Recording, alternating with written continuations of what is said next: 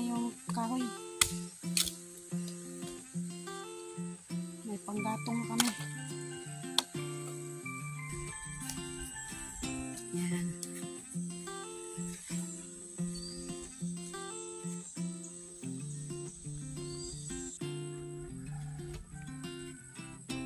Yung kalabaw, may sarili na kami. Ang ginagamit namin sa pagkakwari. Magandang umaga sa inyo lahat at shout out sila kay Ma'am Miss Santos at Kuyang Imit at ni Sir Feliciano Biti at saka ni Sir Roland Casilya at ni Sir Enrique Magtuto at sa kanyang misis na si Ma'am Santa Magtuto. Shout out po at ingat po kayo dyan sa labas ng bansa. At saka ni Sarah, Nanay Sarah Cute TV at saka ni Nanay Mo Fan Fitness at ni Sir Jerry Hunter Official. Shout out po sir at ingat po kayo. Ngayon, nandito kami sa bakahan. Kasi lagyan ni Nunoy ng tali yung baka kasi mababa lang. Sa Bisaya, mubo. Mubo lang ang yung pisi. Kaya pupuntahan namin yung baka dito sa loob. Ayan. Lagyan ng tali.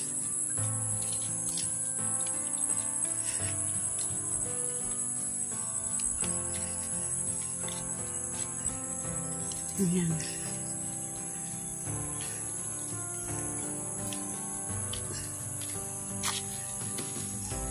Yung baka na sa Bisaya pa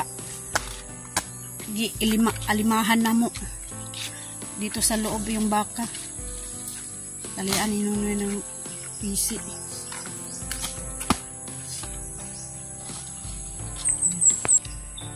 Hanapin namin yung baka. Saan yung gala-gala? Doon pa lang.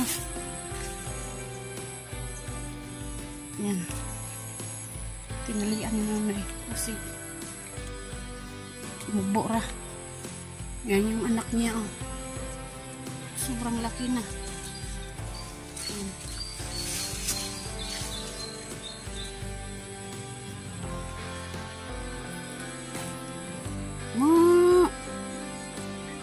Yan ang ina.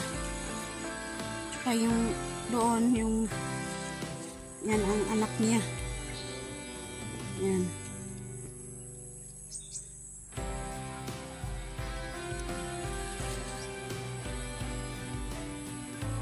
Tinilian ni Nunoy ng mataas na pisi.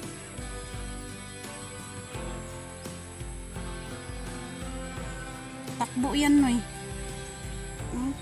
Matakot yan. Matakot yan. Matakot siya sa pisi.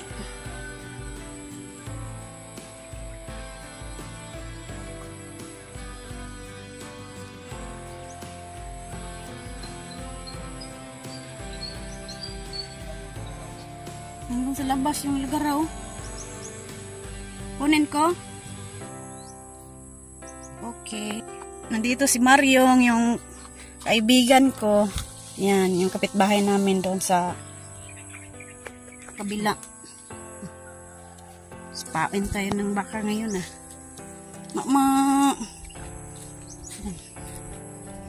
Ito yung lagaraw.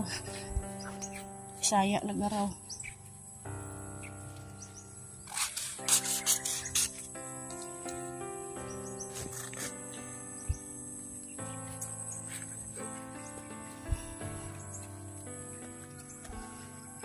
Yo. Ikuha sa ko itong grubi daw nga puti. Taas na yung pisi niya.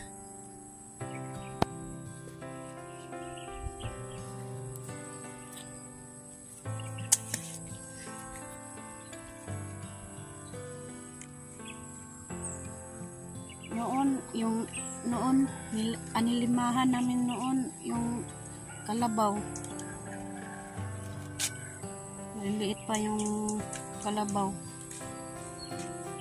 Ngayon, meron ng baka. Hey! Bang! Mahal-tahol yung mga aso.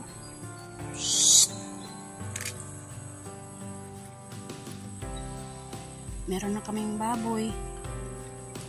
May sarili na kaming baboy. Tsaka, yan, kapag nabuntis na yan, sa amin na yung anak niya. Kasi buntis yan, ang baka. Kaya pag may, ang tawag niya na kaatbang.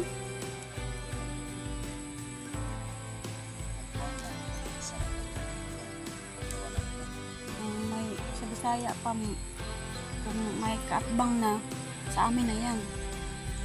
Sa amin na yung anak na yan. Yan, yung buntis yan.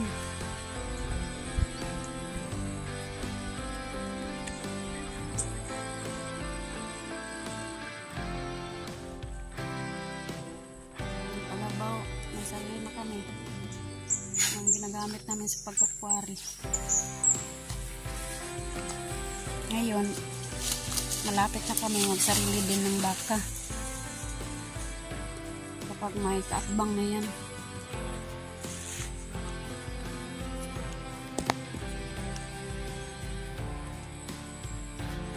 Tumakbo yung baka, natakot.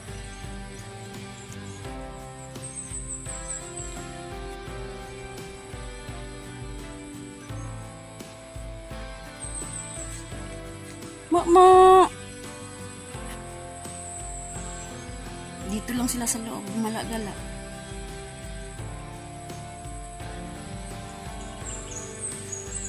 Kasi hindi naman sila pwede doon sa labas. Kasi dito lang ang gusto ng may-ari, dito lang sa loob.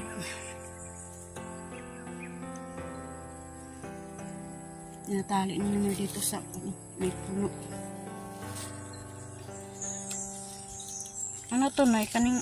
Sanin, Nay? Lihin. Kani ba? Unoy, tay. Hagunoy. Ito yung hagunoy. Ito. Kung sa samad ba? Sa tawag niyan. Panggamot. Sa mga kabataan noon. Kung may kwan ba?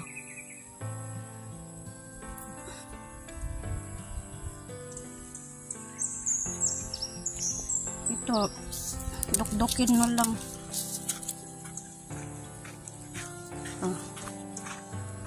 Itapal sa may samad. Hagunoy.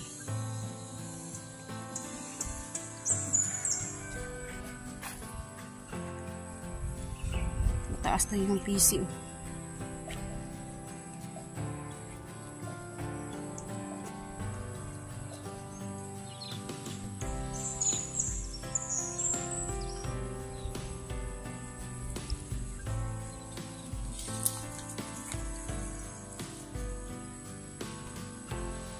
Mama.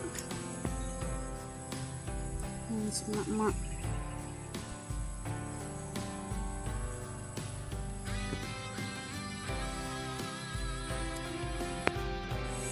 Nandito rin kami sa may punong marang. May nakuha si Nonoy na marang. Oh. Yan. Law pa.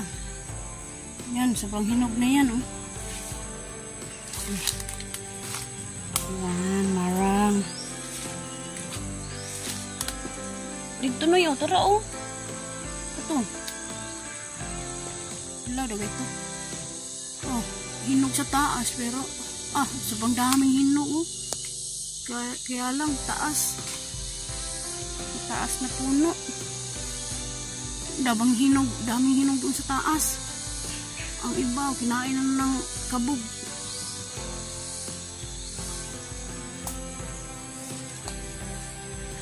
Gulang, tsaka hinog sa taas. Ito lang. Sarap to. Kapag wala kang ulam. Ulam mo to. Sobrang sarap.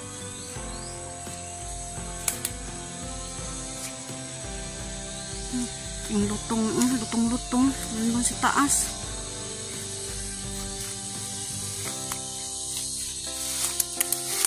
Uwi na kami.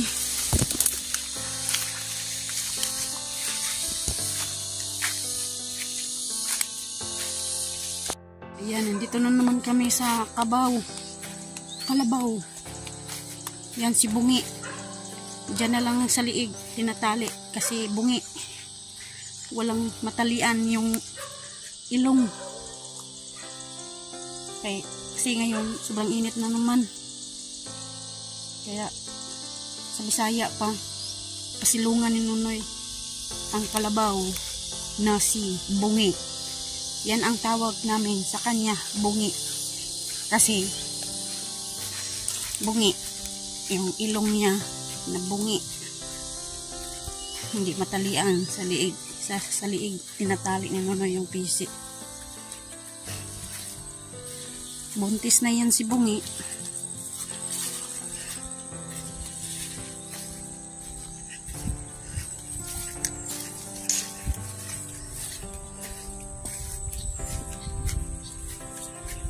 Diyan lang sa lapok.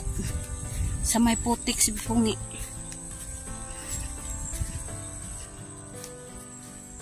Yan.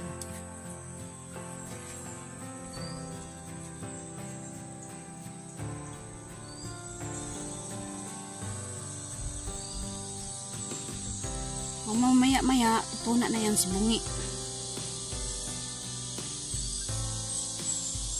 Yan ang area ni Bungi. Kasi doon, maraming kalabaw na yun. Ay magpapaligo na sa mga kalabaw. Ay magpapatuna.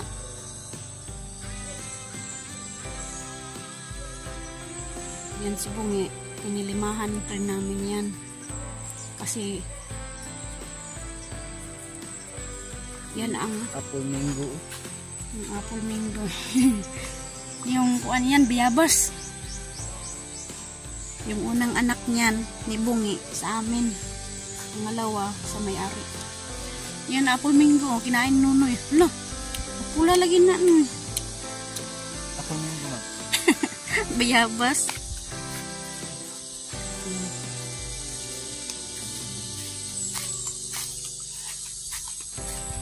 Ang si Primo, Noy, sa ano eh? Ha? At ngayon, maghahanap kami ng libgos dito sa Kagbatan.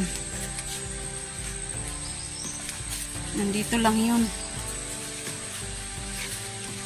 Sa may gilid-gilid. Baka meron pang libgos. Yan ang uhong. May nakita sila ng uhong. Yan. Oh. Yan oh. Ang hindi yan uhong. Libgos. Isa lang. Parang may uod na yan. Dami dito.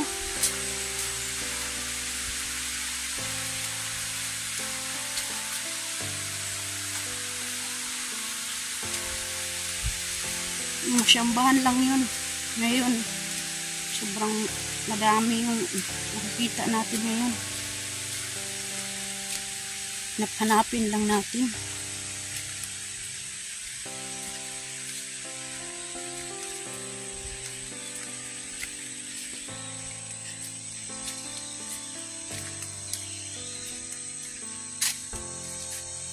Kung maghanap ka, hindi ka makita. Parang may bango-bango dito ba? Parang bumabango yung libgos. Madali lang makita yung libgos kapag yung babaho niya maamoy mo. Maamoy mo yung baho ng libgos. Yan, makikita mo agad. Pero hindi mo maamoy, hindi mo makita. Hanapin mo pa rin. Kasi ulang amoy ng libgos. At pupuntahan namin yung nakita yung Nunoy noon na libgos. Baka meron pa.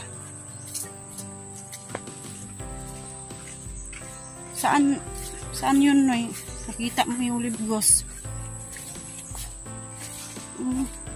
Dito pala. Wala na yun. May uod na yun. Inuud na.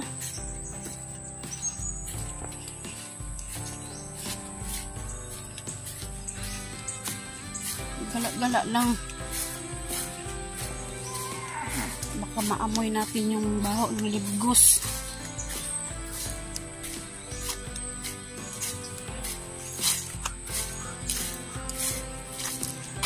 Ano yung yung harvest na sa kanyang puno ng mangustin. Yan, may kuha na naman sila ng mangustin. Hindi lang ka pumunta sa puno. Kakain ka lang, huwag ka lang magdala. Tikim lang ba? Si Mario. Ang iba nahulog. Nahulog. Yung iba ba? Nahulog yung ibang mangustin. Siguro may nanguha dito. Kasi maraming dahon na naman. Kaya Sa iba-iba. Iba-iba yung prutas. Merong mangustin. Yung ibang lansunis meron na. Iba rin lansunis, hilaw. Yung iba, hinog. Mara, yung iba-iba talaga. Yung mangustin, tsaka marang, lansunis. Kaya, yung mga bata, mamimili sila kung anong unahin nilang kainin. Kung kakain ka, punta ka lang dito sa may puno ng mangustin.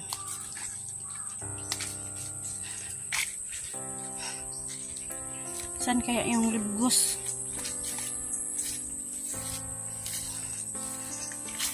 Yan sa loob, Noy. Kameron di anak.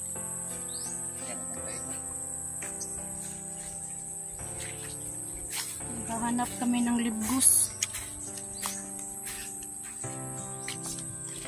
Magandang hapon sa inyong lahat at ngayon pupunta kami ngayon ni Nunoy sa bukid kasi magmuha kami ng kuha kami ng kahoy,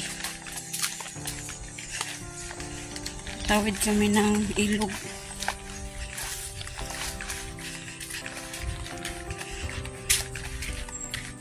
Si Nunoy nandun na sa ilog. Doon na siya naghintay.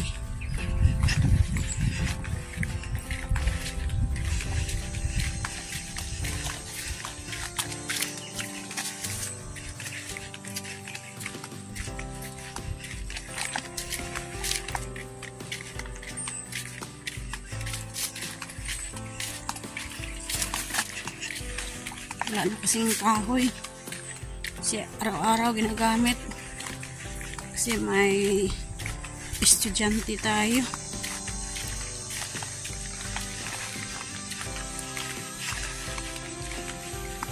Ganyan talaga ang buhay. Pag kulang kahoy, mangangahoy tayo.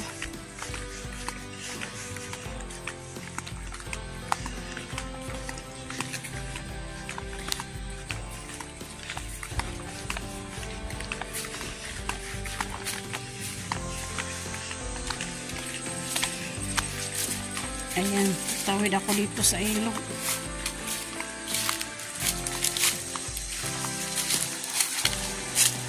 May kalabaw pala dyan.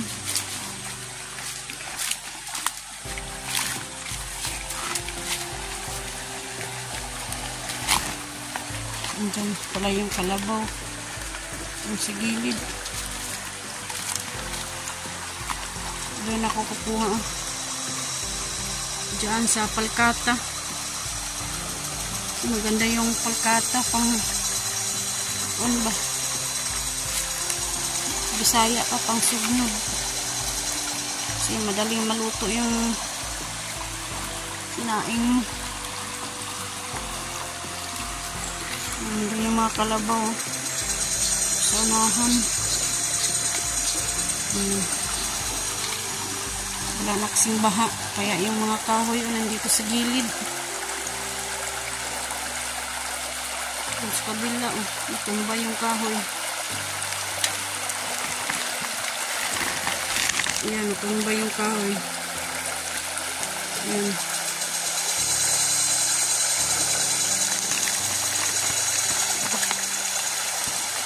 Yung kawayan. Nakabara na yung kawayan. Wala ang baha.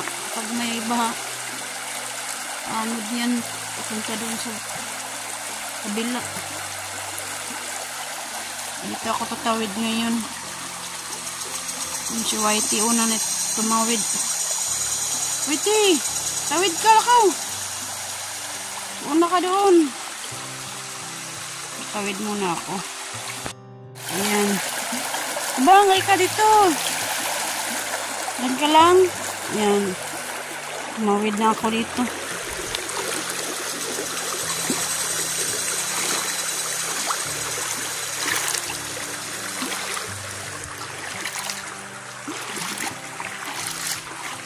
Mga kalabaw. Liligo yung mga kalabaw. Yung tuna. Dala ko ng sako. Para yung pinutol ko ng kahoy. Ito ko ilagay ng mga kahoy sa sako. Ito oh. Ang dami.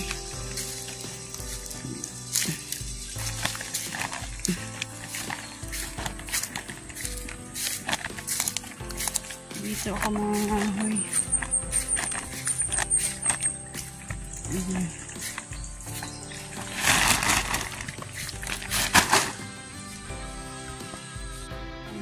Kuha na kami ng kahoy. Yung palkata. Pangalan yan. Palkata. Putulin yan ni mga ngayon. Nandun siya. Hinihiwa-hiwa na niya yan. Hinihiwa-hiwa na niya. Yan yung kahoy. May panggatong kami.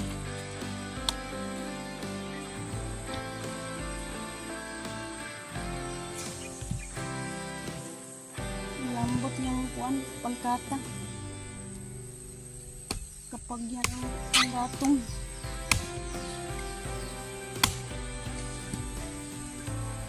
Pag wala na kaming kahoy, dito kami kuha. Taping ilog. Tawid pa kami ng ilog.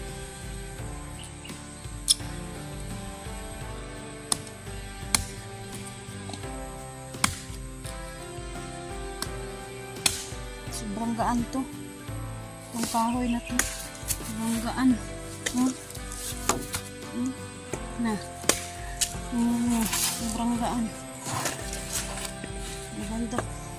Maganda siya panggatong.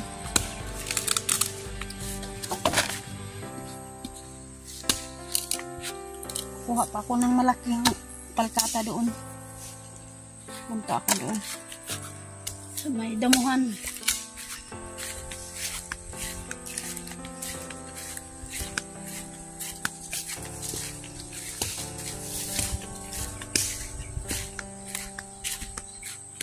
Ito yung jamalina.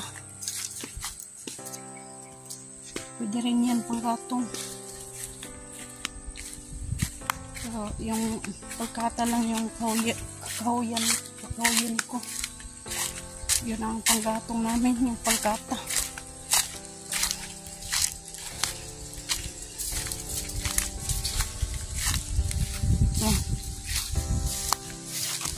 Yung pagkata. Yung sanga.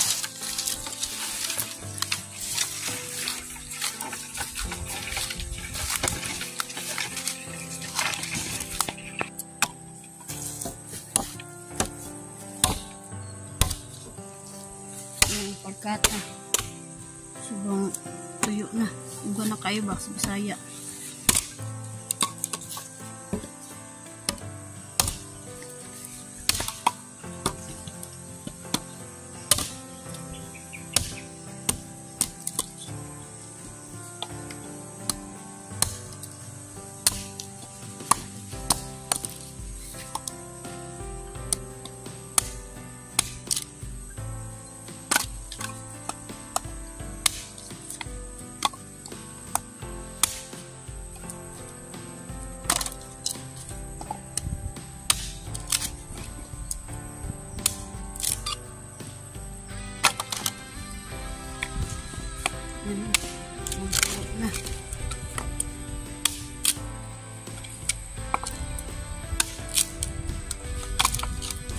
Yung lalaking mga sanga. Mga sanga yan.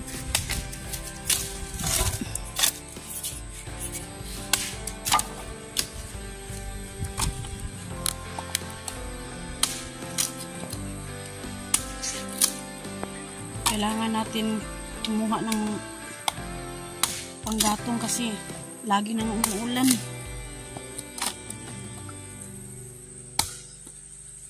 Kanina maambon. Siguro mamayang gabi umuulan naman to.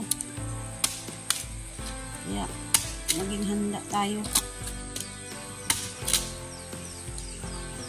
Kasi kapag nabasa yung kahoy, hindi na yan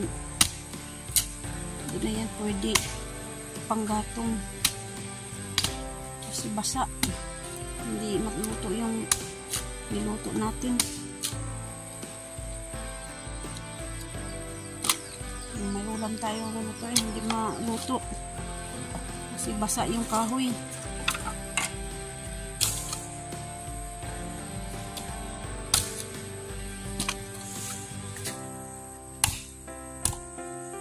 Kailangan I am ready. Kung hindi ka mag-ready, wala.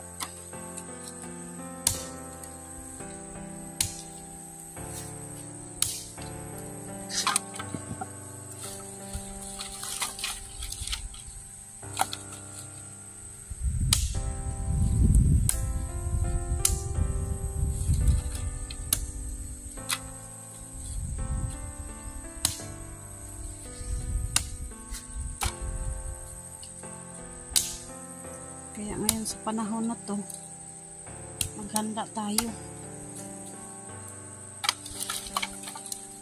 Maghanda tayo ng kahoy. Kasi kapag walang kahoy, hindi maluto ang ating niluto. Kapag nagsaing tayo, hindi maluto, walang kahoy. Kaya kailangan maghanda.